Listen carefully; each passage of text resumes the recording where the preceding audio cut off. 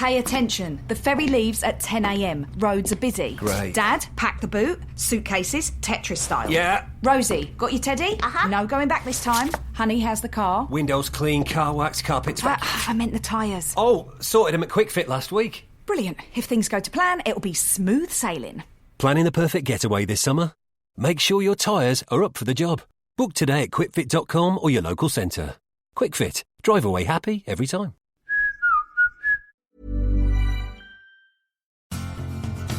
Are you a lifelong fan of General Hospital? Are you a new fan who wants to know more about the history of the show? Do you enjoy talking about the show with others? Do you find yourself yelling at the TV? Is your self-care an hour a day in Port Charles? If so, we invite you to join hosts Amanda Kimmel and Shannon Coach at the place where all the hidden conversations take place and secrets are revealed. Meet us at Pier 54, A General Hospital fan podcast. Hello. Hi. Welcome to the Port Charles 411. Today we are talking about the Quartermaine Staff. I'm so excited. On General Hospital fandom, they are listed as amenities. That's ridiculous. I don't like that. No. They're people. They're people. They are staff. And they refer to them as staff, thank God. They refer to them as staff when they're speaking about them on the show. Like, I think Monica's so, yeah. never like, hey, can you go get that amenity Yuri for me? Right. Let's call the staff together. We got to ask Cook what time we should expect the turkey to be ruined this year. And we're going to talk about that next week. We're going to cover all the Quartermaine Thanksgiving disasters. So our sources for today were General Hospital fandom, just a ton of pages, so I'm not listing them all. We also used Wikipedia list of General Hospital characters, the General Hospital Scrapbook, and then there was an article on thelist.com, The Wildest Storylines in General Hospital History by Dylan St. James on September 12th, 2023. Love it. Yeah. Want to get us started? Sure. I still think it's ridiculous. Amenities. Like, come on. I know. Since the mansion's debut, the Quartermaines have always had several staff members who work on the grounds. The Quartermaine kitchen is host to their notorious off-screen cook. The original cook, Virginia Cook, or Cook, as they called her, was first mentioned in the early 1990s. Cook hated when anyone else was in her kitchen, and thus people at the house were afraid of her, though on most occasions Cook did make an exception for a young Emily Quartermaine. That was so cute. Mm-hmm. She would make like side little snacks and Cook wouldn't yell at her. The Quartermaine kitchen is host to... No, I read that already. Mm-hmm. Sorry. During Ned and Alexis's rehearsal dinner, AJ snuck into the kitchen for a snack before dinner, and when Cook discovered him, she refused to cook. When Monica tried to reason with Cook, it only made things worse, and the family was forced to order pizza. Oh, I didn't think I remember. Wait, why that. does it say during Ned and Alexis's rehearsal dinner, AJ, but then it was Thanksgiving? Was there a rehearsal dinner Thanksgiving Eve? I have no idea. Cook has I don't resigned. know. Yeah. I don't know. Cook has resigned on several occasions, but always came back. On September 11th, 2012, Cook was one of the many who died when the town's water supply was contaminated by Jerry Jacks. That's so sad. Yeah. Years later, Cook, too, was hired as the replacement and apparently had the same temperament as the original. Replaced the deceased cook first mentioned in August of 2013 when Olivia Quartermaine attempted to use the Quartermaine kitchen and brought a pizza oven. The previous Quartermaine cook, Cook 2, quit. Monica Quartermaine went behind her back and hired a new cook whom they also called Cook 2. Mm-hmm. Olivia stated that she was worse than the latter, but was forced to bite her tongue when she enlisted Cook 2's help in serving the nurses' ball. Cook 2 later got her dream job catering overseas and departed the Quartermaine mansion. And fun fact, Cook 2 was portrayed by Carla Hall, and she had been on the show as herself back in 2013 when Tracy and AJ were on The Chew. So all the cooks on from The Chew, I never watched it, so the hosts, the cooks, whatever. Okay. They were hosts. When it was the Pickle Lila versus Pickle Eddie competition, and everyone got sick. Yep. Cook 3 was hired and is the current cook for the Quartermaines. And I think that they're doing the same thing with just, we never see. Let me see. Yeah. It says during Ned and Alexis's rehearsal dinner. So I did not I didn't realize that either. Yeah. I thought I spliced it together wrong, or they did. Who knows? So then Stella Fields became the Quartermaines housekeeper in 1979 and would most often be seen answering the front door. She became Lila and Sean's partner in her Pickle Lila relish business. In 1988, Stella won the lottery and quit her job when in fact the actress Jeff Donnell had died of a heart attack, and so the character was written off. In 2013, it was revealed that Stella died sometime after 1988. I love that they had her just win the lottery and quit her job. Yep. And I've never heard of Jeff for a girl. No. It's always interesting. Yep. Then we have Jennings. The former butler began as a gardener on the premises in 1984 prior to being promoted by Monica in 1986. He worked until his retirement to Europe in 1992, at which time Jennings' nephew Reginald came in. Jennings was played by Frank Kilman from 1984 to 1992. When Kilman died in 1992, that's when the character was written off. So they had him just retire to Europe. Nice. Yes. And then we have our Reginald. Yes. Reginald Jennings began working for the Quartermaines in 1992 after his uncle retired. Reginald arrived at the door sloppily dressed in 1992, and Tracy Quartermaine is immediately not impressed. Lila Quartermaine suggests that Tracy oversee Reginald's training after giving her his resume. In 1994, Catherine blackmailed Ned Ashton into marrying her and thought that she had leverage to stay a Quartermaine when Reginald poisoned her. However, A.J. Quartermaine made it appear as though she had poisoned herself, a secret the entire family kept. They might fight each other, but they zip their lips. In 1999, Reginald locked Luke Spencer and Felicia Scorpio in the Quartermaine crypt to protect a family secret long kept by Edward and Lila. Mm-hmm. What was that? Mm-hmm. Oh, was that the Crane Tolliver stuff? Oh, maybe. I think that was because that would have been when Felicia was writing Edward's memoir. Right. Okay. Reginald also dated the Corinthos nanny Leticia? I did not know that. I did not remember that either. In 2004, after Reginald takes a bad fall at the mansion, the Quartermaines hire Dobson as his temporary replacement. Reginald never returned and was later said to have left town on a world cruise. He was played by Stephen Kay from 1992 to 2004. And then under his health and vitals, it said that he tripped on a baby toy and hurt his back on May 13th, 2003. So I'm wondering if that's the bad fall that took. That would make sense. Yeah. Here we go. Then we got Dobson, air quotes, the butler, January through September of 2003. Alexis Davis will go to any lengths necessary to protect her daughter. We've seen her lie about paternity, meddle in the romances, and even accidentally commit vehicular manslaughter. One of her more memorable acts was when she pretended to be a British butler named Dobson and took a job at the Quartermaine mansion. In November 2002, Alexis murdered ruthless international arms dealer. I know. Louise. Thank you. I don't know why. It's not Lorenzo. You're right. Alcazar. Thank you. Louise Alcazar. And then faked dissociative identity disorder to escape prosecution. Her therapist, Dr. Cameron Lewis, uncovered the ruse but kept her secret. While the plan helped Alexis get away with murder, it cost her custody of her daughter, Christina. Believing Alexis was mentally unstable and therefore unfit, her daughter's legal father, Ned Ashton, legal father at the time, air quotes, something should be there. Well, he was on the birth certificate, so he was her dad. Yes. Sued and was granted primary custody, moving her into the Quartermaine mansion. When she finds out the Quartermaines' long-time butler Reginald is injured, Alexis creates the persona of Dobson and replaces him. Moving into the mansion, she steals time with Christina while living a double life and fending off the amorous advances of Alice. That was so funny. Yeah. Oh my God. I loved that. The Quartermaine housekeeper who develops a romantic interest in Dobson. I wish we could put a whole 10-hour playlist in here because it was so funny. Ned's latest love interest, Skye Quartermaine, caught onto the scheme and forced Alexis to reveal herself when Alexis did by dramatically ripping her beard and mustache off in the middle of a dinner party.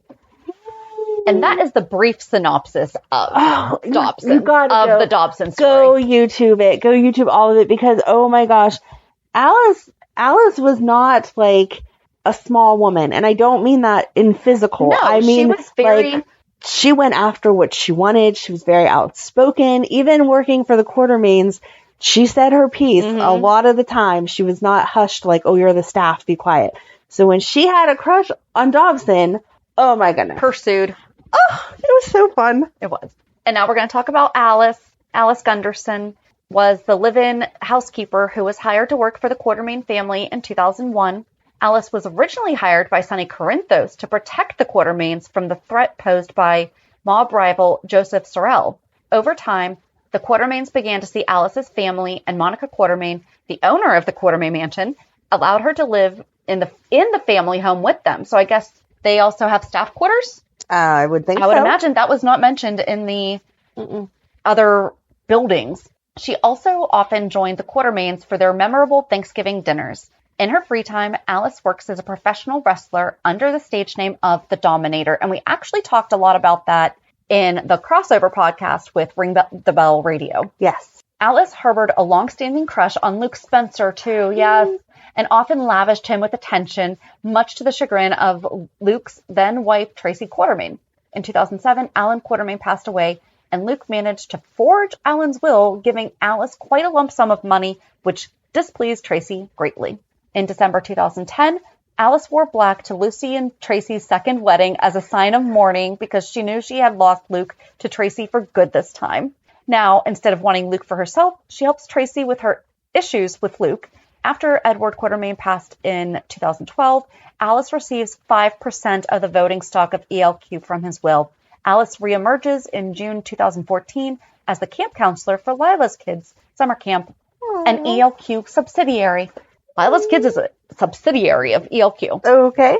In early July, Alice overhears Tracy plotting to take back control of ELQ from the then current CEO, Michael Corinthos. Despite Tracy's pleas for discretion, Alice insists that Michael must know about this, and she calls Michael with the intent of revealing Tracy's plan. However, before she has the chance, she collapses. Alarmed by the dropped call, Michael and his brother, Morgan Corinthos, hurry to the ELQ offices. They find Alice on the floor unconscious and Tracy on the phone with the paramedics. Morgan begins to give Alice CPR as they wait for the paramedics to arrive. When they arrive, Alice is rushed to the hospital. Michael, Morgan, Tracy, and Monica surround Alice's bedside. Monica performs tests on Alice and discovers that Alice has suffered a heart attack and is in need of a heart transplant. Tracy finds Alice a heart in Rafe Kovich Jr., who was left brain dead after a car accident. Rafe's guardian, Dr. Silas Clay, which is who Michael Easton should still be portraying, agrees to the transplant, and everything is set to go.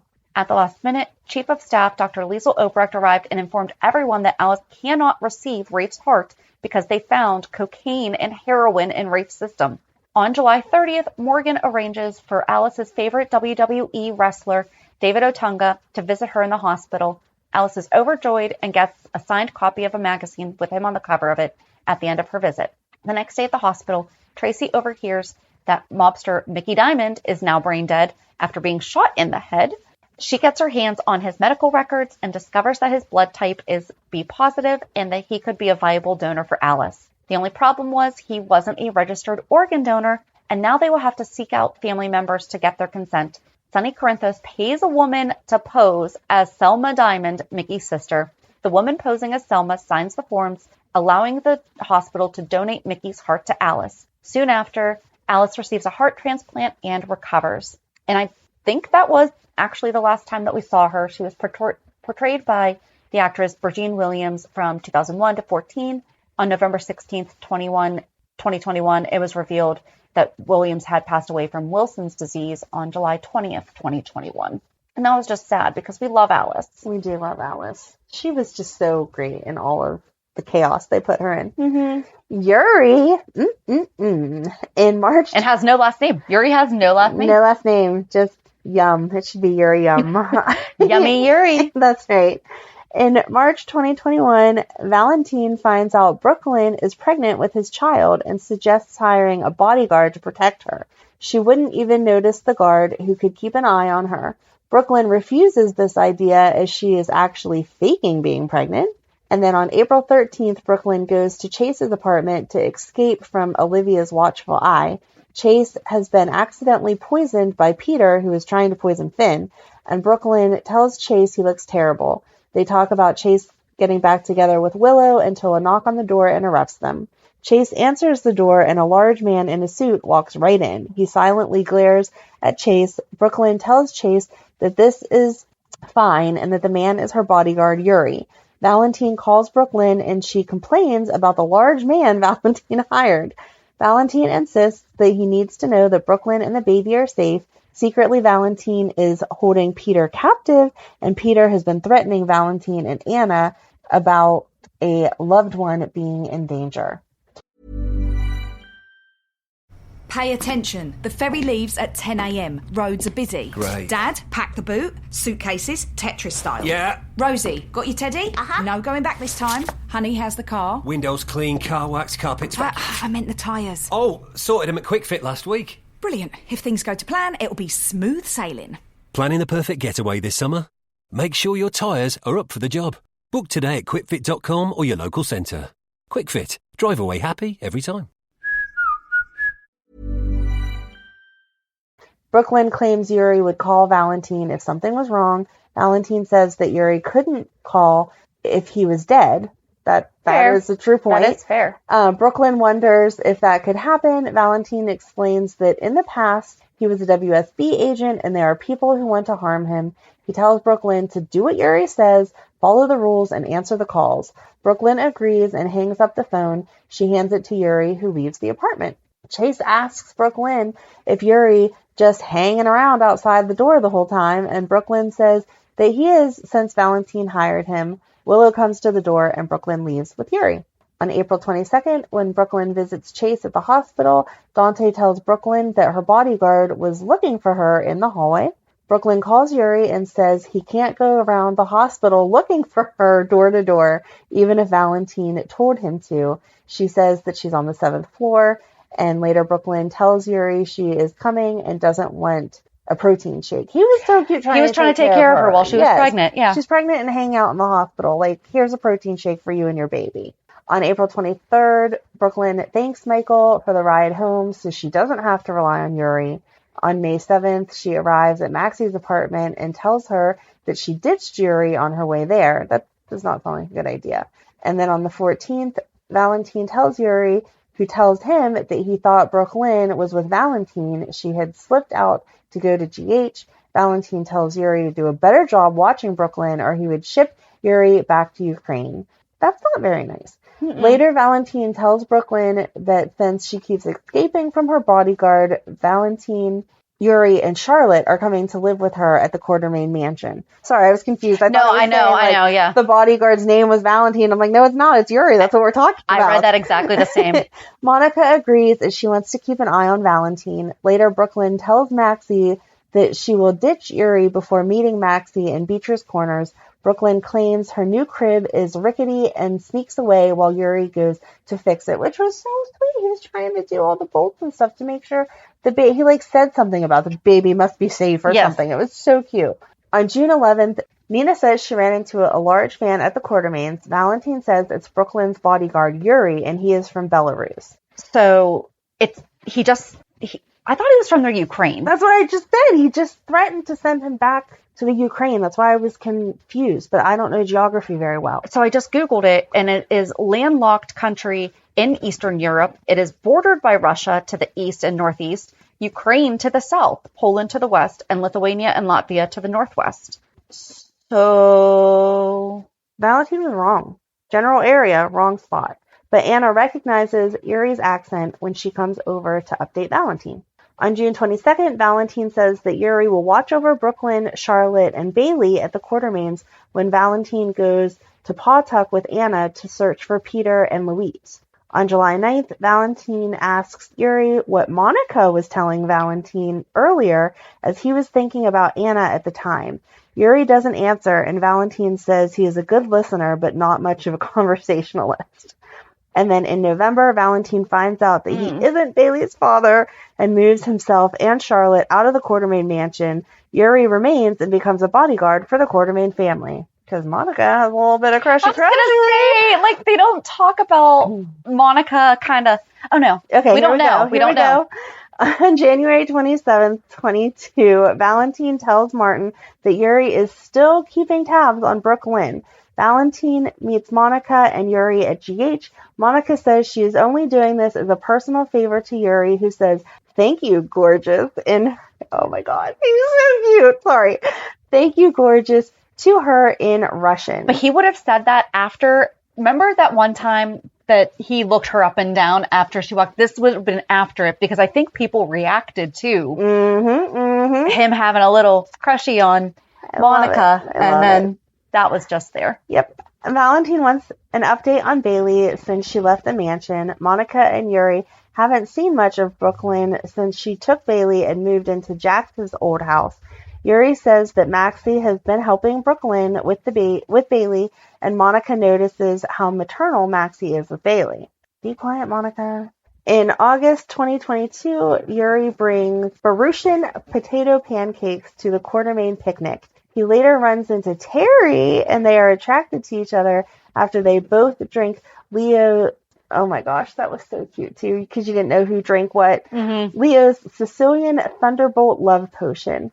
The two go off to the Metrocourt pool to be alone. He mentions how he cares for Monica, and Terry's necklace falls into the pool, and Yuri dives in to get it. If I was her, I'd be dropping stuff in the pool all day, every day. Like, Yuri, can you please jump in and get that? In September, Yuri sends flowers to Terry at the hospital. And then in October, Yuri and Terry double date with Finn and Liz for Chase singing his debut at the Savoy. They bond over having pets. This is when we finally got to hear about Roxy again. Yuri has a bearded collie. Yuri has a bearded collie named Svetlana, and Finn has the bearded dragon named Roxy, which we'll just never forget. February 4th. Even if he does, because it's an emotional support. He does forget often. We should ask Yuri about his too. Like, he hasn't mentioned Svetlana very often either. Right. Oh, now that Yuri's living in the Quartermaine, where's the dog? And where is, we've been wondering where Roxy is for a long time. Very long. And you would think that there would be some interaction between Terry and the dog. So, anyway, February 14th, 2023, Yuri and Terry attend Curtis Ashford and Portia Robinson's wedding. That was just this year they got married. So it's reasonable to assume that Roxy could possibly be dead, because bearded dragons have lifespan of 10 to 15 years. No, don't say that. What is wrong with you? I'm just saying. You cannot let an emotional support animal die. That will emotionally not support you. You will be more messed up. But he's only been on since 2016. So he's fine. So stop. He should be more concerned with the fact that we are getting towards the end. Perhaps have a little bit more bonding time with Roxy. Stop trying to kill off Roxy. I'm trying to get Roxy some, what is wrong with you? Get Roxy some attention. You know what would be great is if Leo met Roxy. Oh my God.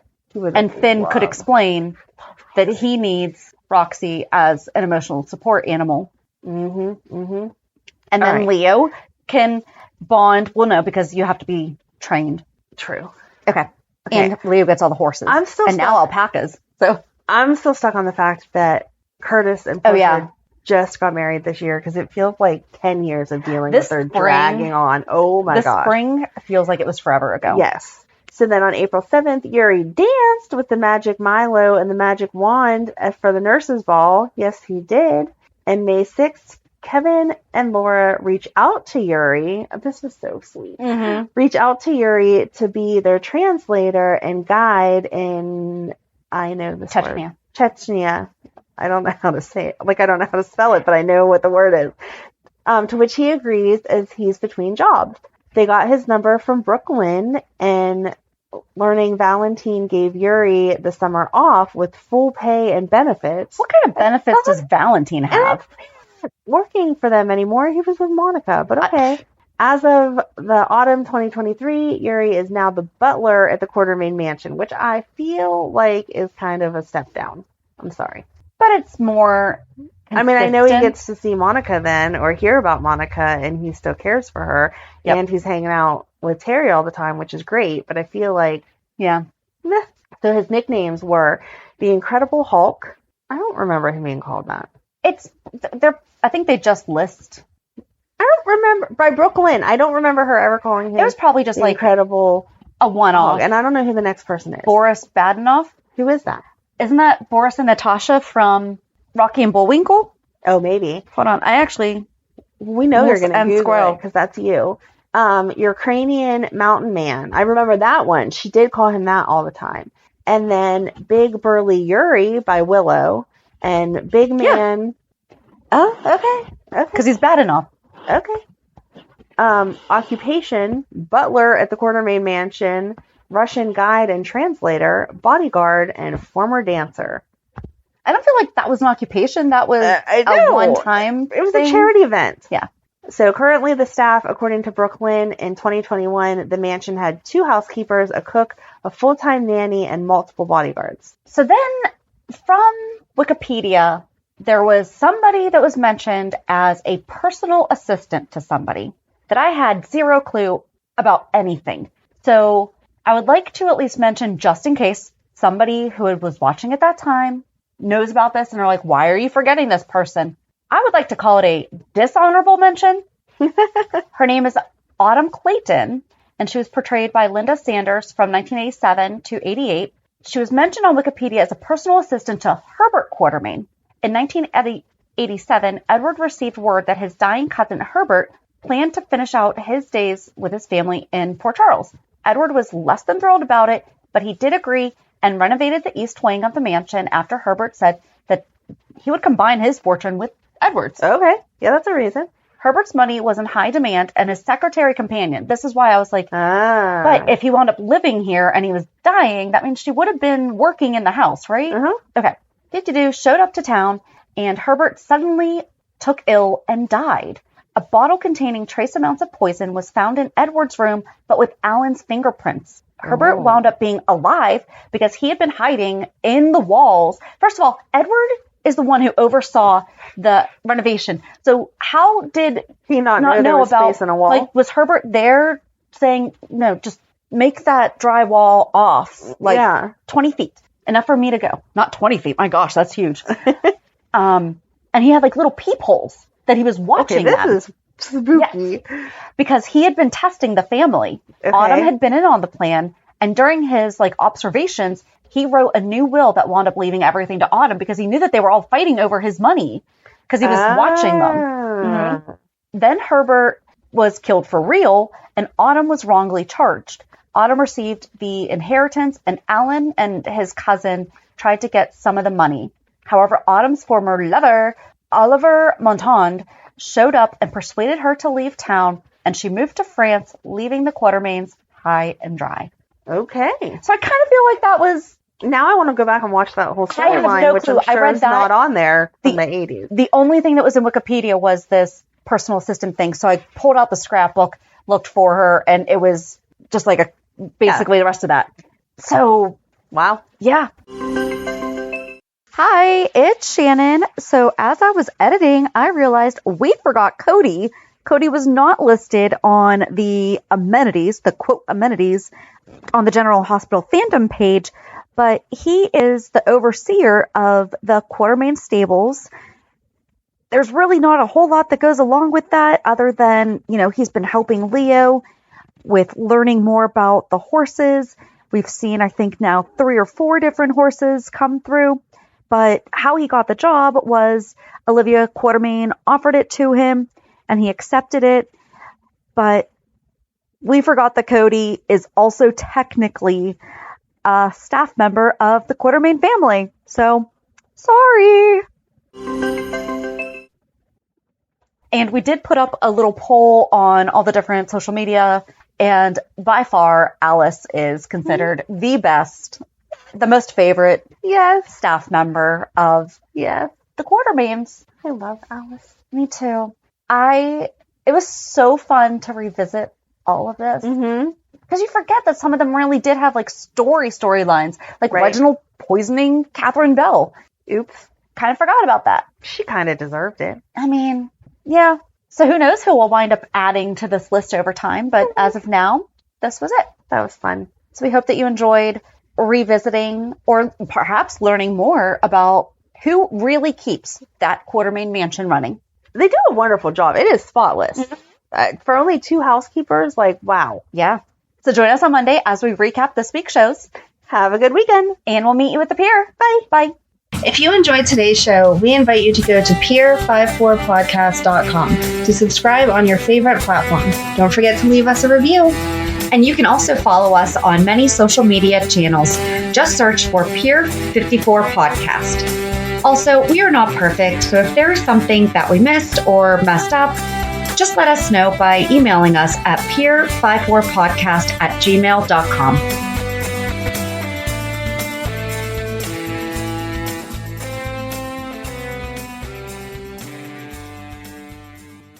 It's tax season, and at LifeLock, we know you're tired of numbers. But here's a big one you need to hear.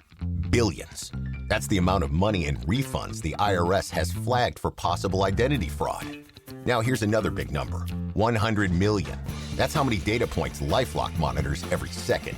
If your identity is stolen, we'll fix it guaranteed. One last big number. Save up to 40% your first year. Visit LifeLock.com/podcast for the threats you can't control. Terms apply.